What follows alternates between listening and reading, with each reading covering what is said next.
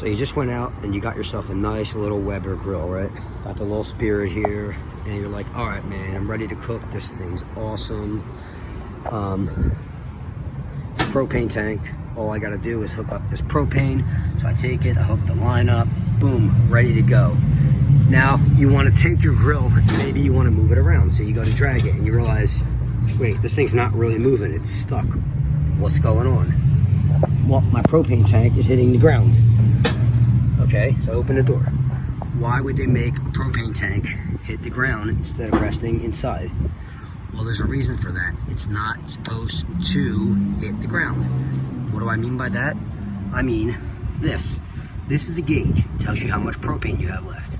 Right now, it's showing empty. My propane tank's not empty. I have plenty of propane in here, at least half a tank. So what you have to do is you have to get this hooked up to this, but there's no wires, no cables, no nothing. What do? How does this thing work? How does this work? Here's how it works. You have to take this wing nut off, right? See this wing nut? It's a wing nut. It's hand tightened, see it? Put that here, right? Then you take this thing off here. This is the bracket. It goes back on. I'll show you that in a second. Then you have to take your tank. Your tank's right here. It's on the ground. You don't want it sitting on the ground. You take it and you pick it up, right? Put it on here, right? Now, this is only part of it because I got to show you something at the end because you want this to be accurate. Because it's not accurate when you stick it on here a lot of times, and I'm going to show you why. So what this does is you put this on there, and this bracket goes around there, right here. See that? Goes around. And that's where you tighten it when it gets there.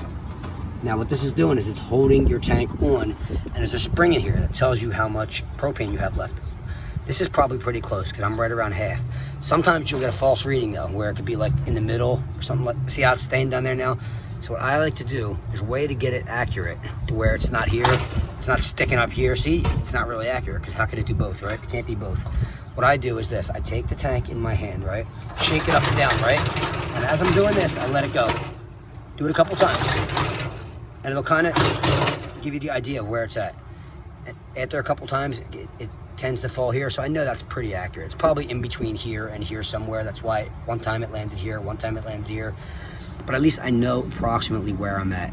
Now, as you use propane, the tank will get lighter. And as it gets lighter, it'll raise up. And then you'll be empty. See where I'm at?